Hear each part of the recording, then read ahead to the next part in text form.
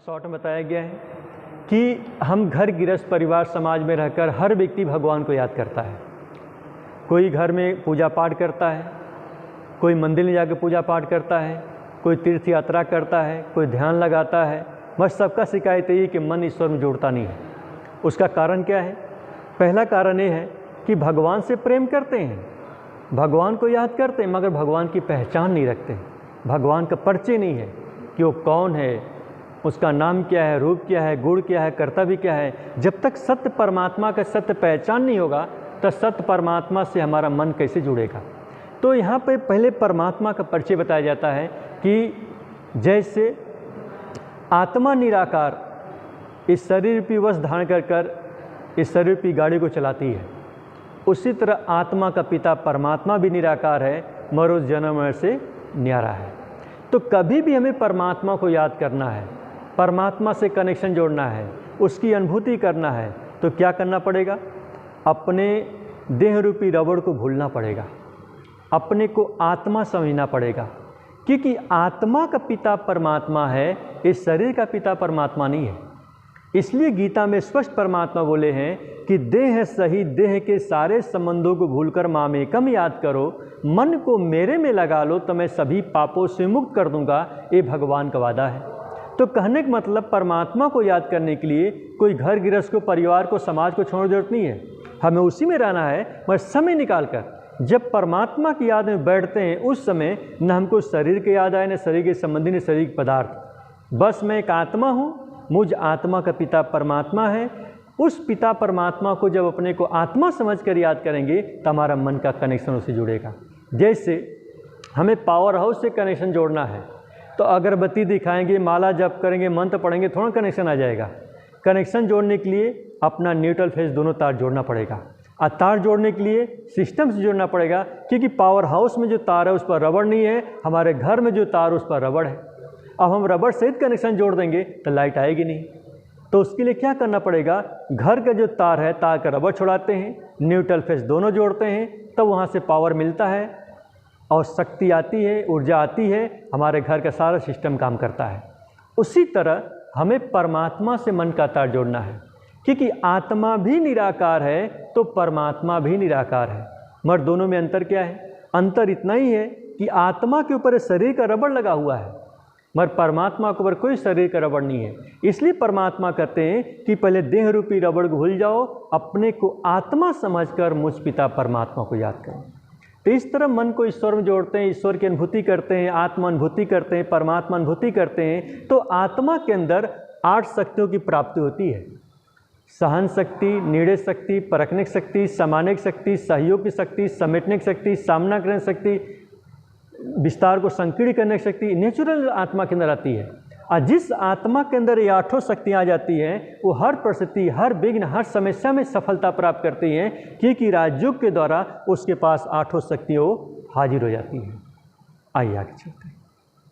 बताया गया है कि सृष्टि एक कलवृक्ष के समान है और सृष्टि रूपी कलवृक्ष का बीज है निराकार परमात्मा शिव। जब परमात्मा ने दुनिया बनाया था तो इतना बड़ा संसार नहीं बनाया था, वो बहुत छोटी दुनिया, स्वर्ग दुनिया, देवी देवताओं की दुनिया बनाया था। एक छोटा सा पौधा लगाते, जब पौधा लगाएंगे तो बहुत छोटा सा पौधा होता है, मगर पौधा बढ़ते बढ़ते विशाल पेड़ बन जाता है।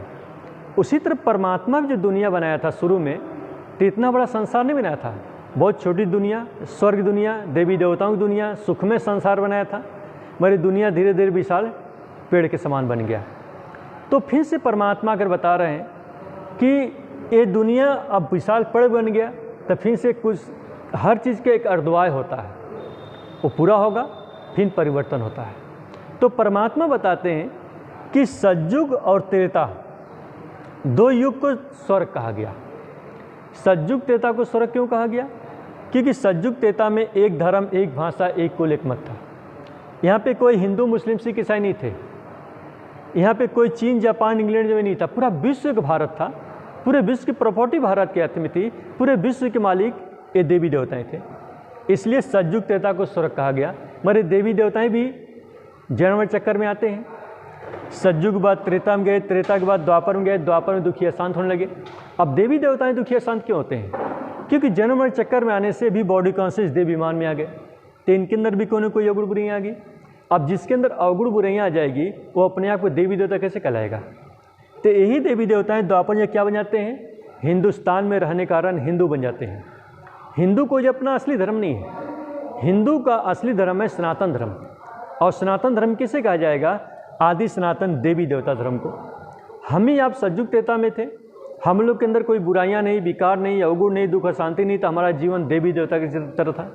आज हम लोग के जीवन के अंदर अनेक प्रकार की बुराइयां आ गई, विकार आ गए, तनाव आ गए, टेंशन आ गए, दुख अशांति आ गई, तो अपने आप को देवी देवता कैसे कहला सकते हैं? तो हम ही लोग पूज्य थे, हम ही लोग पुजारी बन गए। जब द्वापर में हम लोग पुजारी बनकर दुखी अशांत होकर परमात्मा को याद करना शुरू किए तो परमात्मा भी तुरंत उतर के नहीं आते हैं। द्वापर में परमात्मा अनेक धर्म पिताओं को सृष्टि भेजते हैं कि जाओ ईश्वरी पैगाम दो, सुख का रास्ता बताओ।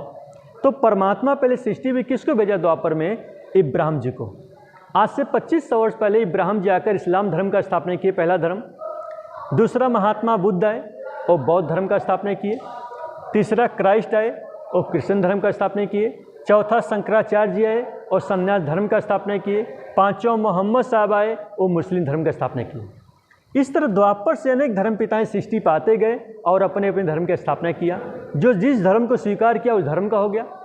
अब देखिए कलयुग के अंत में इतना धर्म, इतना गुरु, इतना मठपन बढ़ गया, गिनती नहीं कर सकते। जब इसी सृष्टि पर अति धर्म ग्लानि बढ़ जाती है, अत्याचार, भ्रष्टाचार, पापाचार बढ़ जाता है, तब गीता के वादानुसार उस निराकार परमात्मा को सृष्टि पर उतर के आना पड़ता है।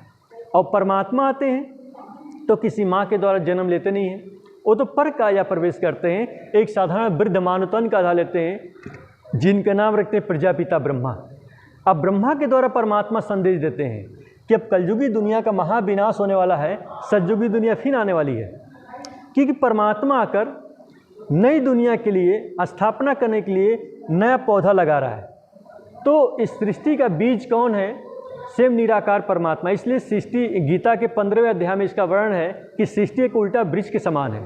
इसका बीज रूप परमात्मा ऊपर रहते, हम सभी मनुष्य आत्माएं डाल डाले पेड़ पत्ते के नीचे फैले हुए हैं। तो बीज तो परमात्मा है, बीज से पहले जड़ होगा, जड़ से तना निकलेगा। तो सृष्टि के जड़ कौन है? ये ब्रह्मा सरस्वती ब्राह्मण आत्माएं। अब ब्राह्मण से ही देवता बनते हैं, कहते हैं ना ब्राह्मण से देवता। तो ब्राह्मण से देवता कौन बनते हैं? जो जात के ब्राह्मण देवता नहीं बनते हैं, जो सच्चे कर्म के ब्राह्मण है, जो ब्रह्मा मुख वंशाली ब्राह्मण बनते हैं, जो परमात्मा ने ब्रह्मा के मुख द्वारा ज्ञान दिया और ज्ञान को सुनकर अपने संस्कारों को जो परिवर्तन करते हैं, वही आने वाला संसार जो कलयुग व सतयुग है उस स्वर्ग दुनिया के अधिकारी बनते हैं। तो इस सृष्टि चक्र केवल 5000 वर्ष का चक्र होता है, कोई लाखों वर्ष करोड़ों वर्ष का नहीं होता है। ये 5000 वर्ष में ये पुनः रिपीट होता रहता है। आइए लेसन में दिखाया गया है कि जो भी धर्म आत्माएँ, महान आत्माएँ थे, इनके अंदर कोई न कोई गुण विशेषता थी। ये विशेषता के आधार से ये महान आत्मा, धर्म आत्मा कहलाए। तो एक एक गुण, एक एक विशेषता हम सबसे अपना जीवन में अपना ले तो हमारा जीवन भी दिव्य और महान बन जाएगा। जिसे महात्मा बुद्ध के अंदर करुणा प्रेम था, सत्य और अहिंसा गांधी जी के अंदर था, उमंग उत्साह स्वामी विवेका के अंदर था, हिम्मत और साहस लक्ष्मीबाई के अंदर था। तो ये सभी के अंदर से एक एक गुण, एक एक विशेषता अपने जीवन के अंदर उतारते जाएं तो हमारा जीवन भी सर्वगुण संपन्न बन जाएगा।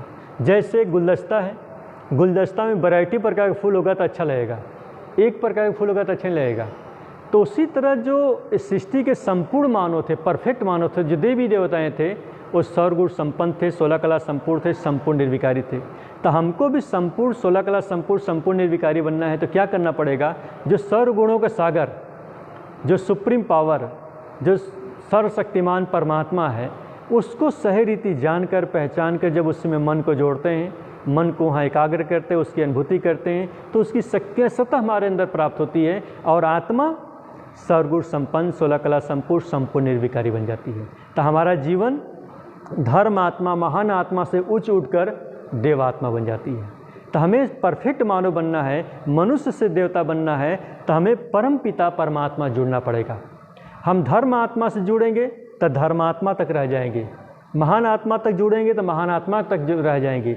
जब परम आत्मा से जुड़ेंगे तो हम मानव से देवता बन जाएंगे। परमात्मा नहीं बनेंगे मगर मनुष्य से देवता बनेंगे। इसलिए कहा जाता है मनुष्य कर्म से ही दानव बन जाता है और मनुष्य कर्म से ही देवता बन जाता है। तो हमें कौन कर्म सिखलाएगा जो हम मनुष्य से देवता बन सके?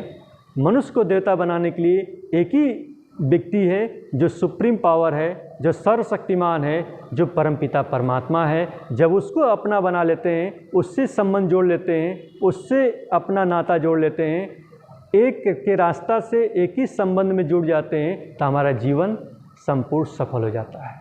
तो इस म्यूजियम में सारा जो ज्ञान दिया गया बहुत शॉर्ट में बताया गया है। इसका 7 दिन का 1-1 घंटा का लेसन होता है।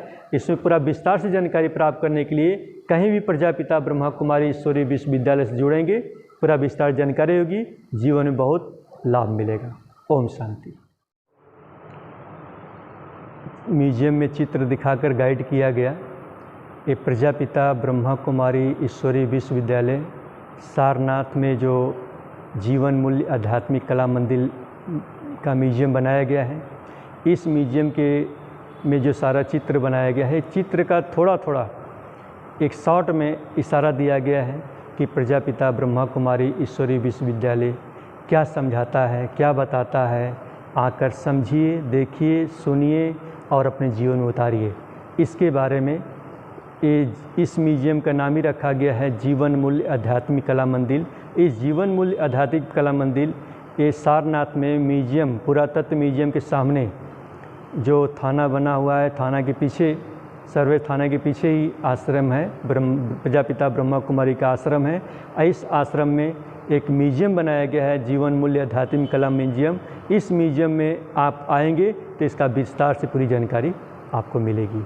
तो इस ब्रह्मा कुमारी का ये म्यूजियम का सीन के चित्र के द्वारा इसमें यूट्यूब में आपको दिखाया जा रहा है।